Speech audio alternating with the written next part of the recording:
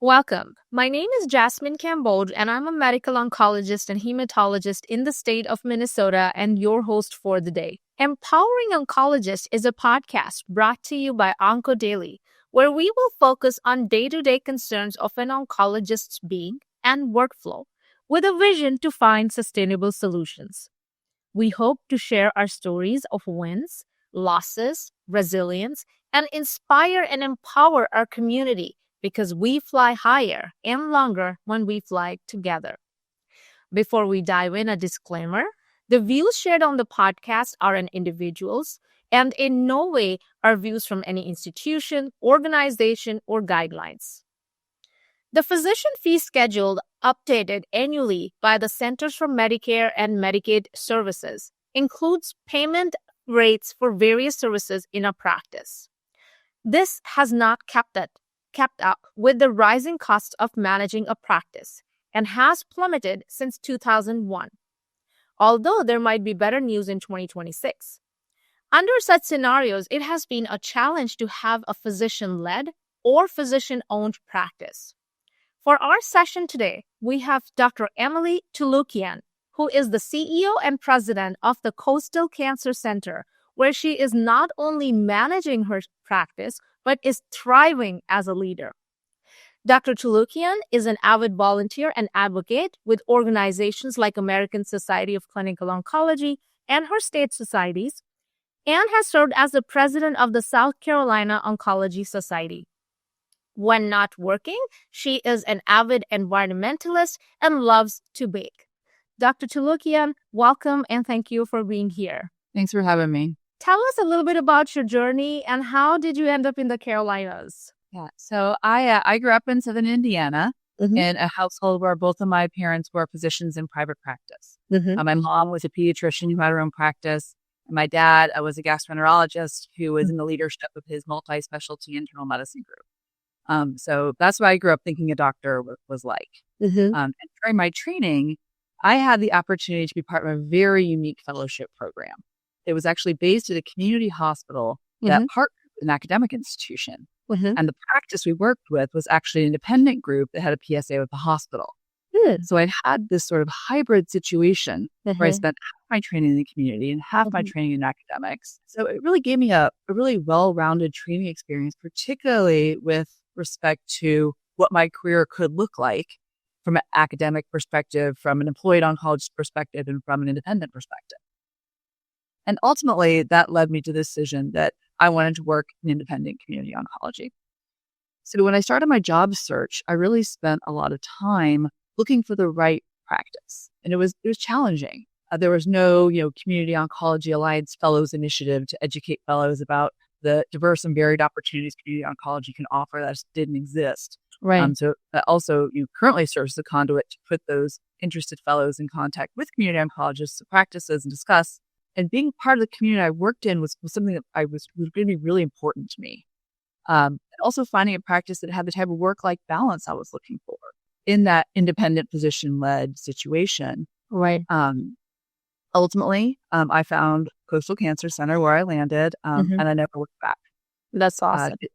I was very fortunate when I started in the group to mentor and advise physician leaders in the practice, who really almost immediately began teaching me about the business of oncology, the details of running a practice, right, which is essential to how I got to my current role as CEO, because we all know that the business of medicine is not something typically taught in medical school or medical training. Right. Emily, you bring up so many great points, like how we train is basically, how it shapes our careers going forward. So, like we are all trained in academic programs, but it is so important to have this diverse exposure so that we can make an informed decision as to where we want to land. And also, like when you're looking for a practice or a next job, it's not just, like what benefits am I getting or what's my salary? It's those soft points, like what's the work-life balance? How am I going to be mentored or coached with the group that's already existent, right? So these are all some really good points to keep in mind. And also, like, I just want to throw it out there that the Community Oncology Alliance is a wonderful platform for fellows to learn about community. And I was very pleasantly surprised this last year when I attended COA for the first time to see that you guys encourage and sponsor fellows to come attend that meeting. So that's great. Yeah. And this year, we're actually taking it to another level where we're going to have a fellows track at the meeting with talks that we suggest the fellows particularly attend that we think would be beneficial for them, and really try to incorporate that on top of the fellow-specific events that we had last year. Oh, beautiful. I'm glad you mentioned that so we can try and disseminate that information. Thank you. Perfect. Emily, you have served so many leadership roles with ASCO and Community Oncology Alliance. You're on the board of COA. You were the state affiliates chair for ASCO. Please tell us, how did you get involved into all these roles?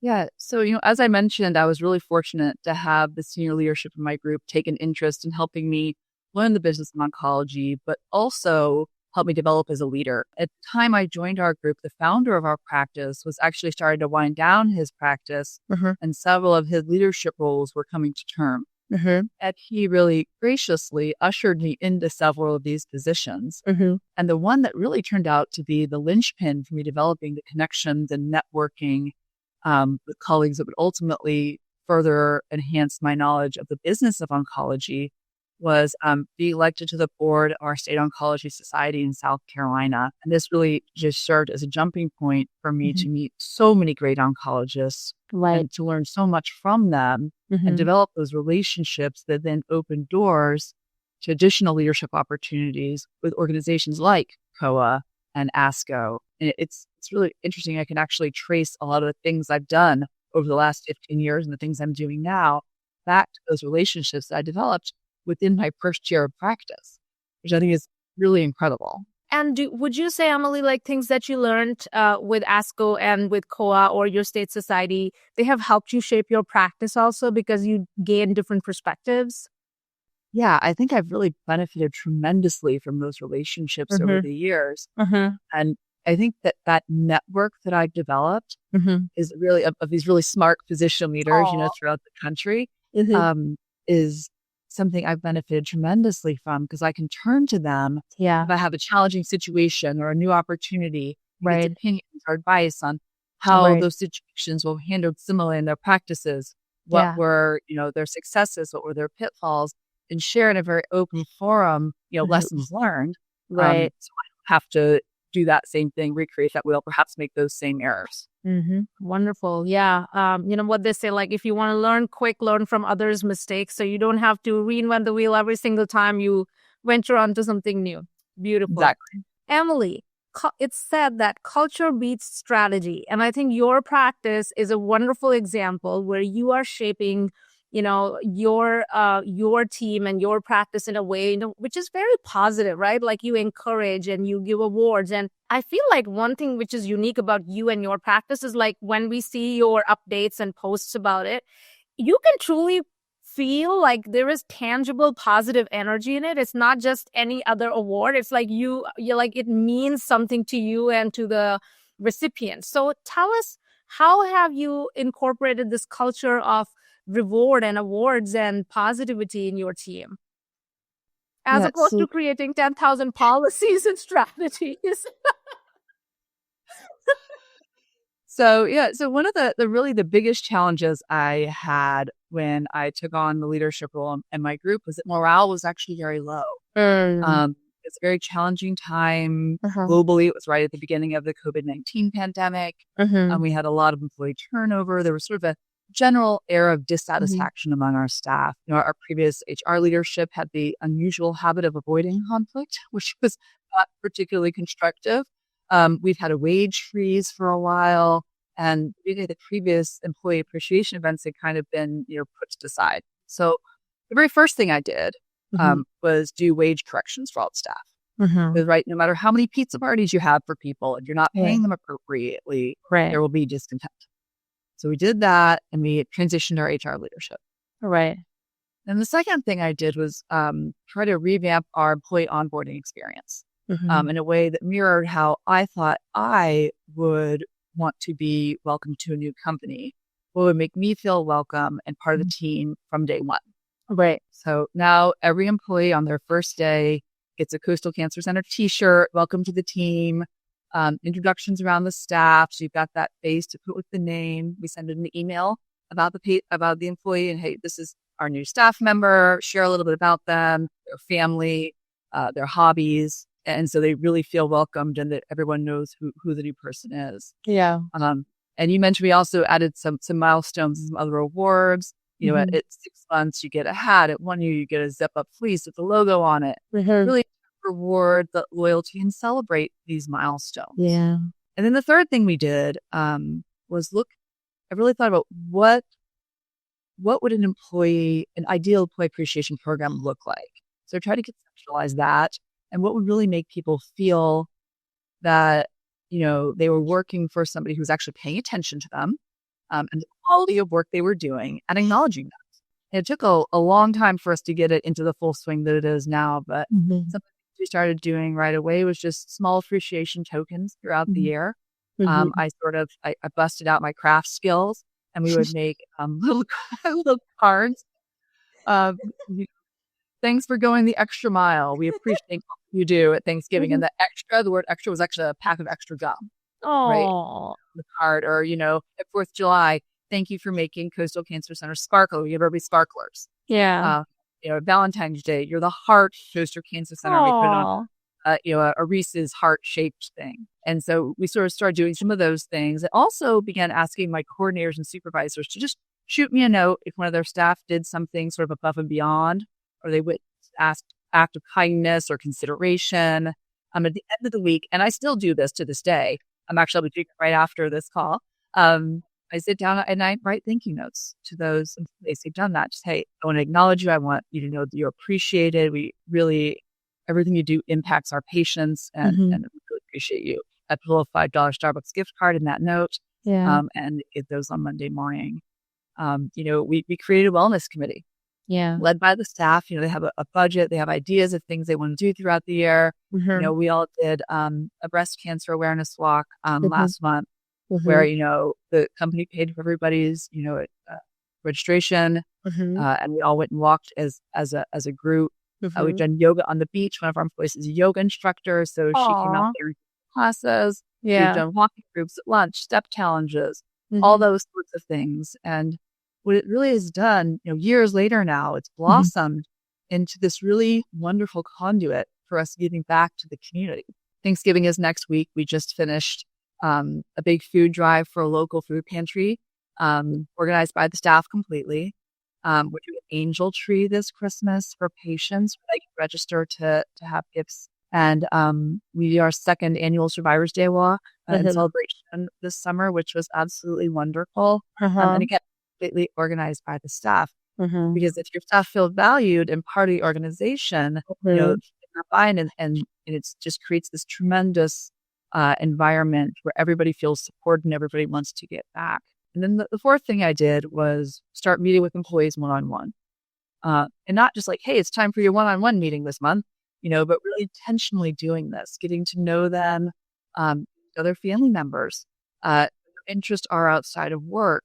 And really to let them know that if there's something going on in the company or they have suggestions about how things could be done differently or done better, I actually want to hear that. They're on the ground. They're doing their job. I'm not doing their job. Right. So hearing from them is tremendously valuable. And we've made several changes in the way that we do things as a result of these conversations. And my staff feeling free to say, hey, Dr. Touloukian, why are we doing this way? Or can we do it this way? I think this might be better. And then me actually listening to their suggestions and saying, well, that's a great idea. Let me see if we can incorporate that. Or to say, hey, I like where you're going with that, but we can't do it because of X, Y, Z. And then they understand, we're not enforcing these policies on people for no particular reason. Right? Like you mentioned before. So I think that it's really helpful that they have buy-in. And I truly value their opinions and they know. So many great learning points here, Emily, but I really find it fascinating how much engagement can make somebody feel valued. Like you can have the same event, but if it's just kind of, imposed on somebody, they may not value it that much. But if they have been a participant in organizing that event, there is a lot more engagement at a soul level, I would say. Even, like the nursing staff knows the community, they know the patients, families, etc. How can you not do that? And I think that's a very valuable point there. Emily, so you wear many hats with leadership within your organization at state level, at national level. You're a mom, you're an oncologist. How do you prioritize your time when you're running your cancer center? Like, there has to be some things that you feel like, that does not deserve my attention today. How does that work, and how did you learn doing that? Yeah. So I think this is really important. When you start your leadership journey, you're kind of developing your network. It's very easy to kind of say yes to everything all the time, right? And in some ways, that can actually be very eye-opening. You can kind of see what different organizations are about, sort of how they function, and what their priorities are to see if they sort of align with yours and your career, your goals. But it's also important to make sure you don't stretch yourself too thin, right? Because then you won't be able to do justice to the positions and opportunities that you've agreed to participate in. And I do not claim to be an expert on this. I think one of the ways that I've sort of helped make some decisions like that is to engage my mentors and my network to help me decide, hey, I had this opportunity. How do we think this will help me achieve my goals, right? Prioritizing the things that can and deprioritizing the things that won't to maintain that balance. Because saying no is hard, particularly if it's to something you think, oh man, I could do that really well. I think that it's challenging to say no, but it's necessary. You can only do so many things in your career in your 24 hours you're given every day. For sure. No, that's again a great point. Like, sometimes it's muddy waters. It's not clear to you, especially when you're part of the problem. Like, you are, the whole, I don't mean to say like part of the problem, like you're causing the problem, but you're part of the whole challenge. You know what I mean? So it's really good to see somebody from outside to throw in their perspective and their insights, because they have, I think, relatively more clearer idea, because they're neutral in their opinions. Yeah. And one of the things I've been able to do, which I love doing, is if I can't accept an opportunity, is suggesting one of my colleagues for that opportunity, who it might be better suited for who would do equally as well as I would, or better sometimes. I think that doing that can be helpful too, because when you get to know your network, you really understand what others' priorities are as well, because you've had these conversations. And being able to suggest somebody as an alternative is sort of a way you can be constructive to the opportunity without having to fully commit yourself. Yeah, no, that's fantastic. That's fantastic way to pay it forward while trying to not kill yourself with work and tasks. Any guidance or advice you would like to share with early career oncologists or trainees, Emily? So I think that it's really important to get involved early. I would recommend joining your state oncology society. I think there's a lot of opportunities there, networking within your state, and again, doors that can be open to national opportunities as well. And I also think something that occasionally gets overlooked and can be very intimidating and time consuming is getting involved with advocacy. I think this is incredibly important. And it can look a lot of different ways. So with varying levels of time and travel commitment. It can look from running for office yourself, to sending an email to your legislator, to getting to know your local representatives, to getting with legislators on Capitol Hill. All of these things take various amount of times, right? You can take all your time or 30 seconds of your time. I think it's important to remember that all these things on that spectrum are incredibly valuable, and we need physicians to participate in those things. Absolutely. No, all very well said points. Emily, one advice you would give to yourself of 10 years ago? I think trust your instincts. I've often found that if I made a decision that looked really good on paper, but my gut said something wasn't quite right, that ultimately that has circled back and my gut has been proven to be very reliable. It's amazing how much our soul and we know at our consciousness level, right? Like our conscience level, because what you're saying is exactly right? Like we might be the lead on a certain task, or we might be piloting a particular project, or we might even be like the department lead or something. But if we're not doing anything tangible or making a difference in people's lives or our patients' lives, it doesn't feel right? At the end of the day, it has to be meaningful work. Beautiful. Thank you.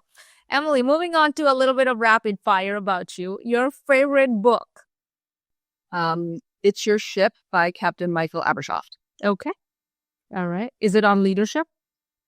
It is on leadership. Yeah. It's a great book. He took his ship from the worst ship in the Navy to the best ship in the Navy. And it's his tactics about how he went, his leadership style, and the things he did to connect with his sailors. And I really enjoyed it. I've actually, a lot of things that I did are modeled a little bit after what he did. Beautiful. Thank you. Your favorite leader? Abraham Lincoln. Okay. Yeah. Right. He really had the ability to bridge deep ideological divides, right? He was empathetic. He had a lot of humility, but he was able to bring conflicting voices to the table and come up with solutions around shared mission. So I really respect that. Your favorite cancer study, Emily? Taylor X. Okay.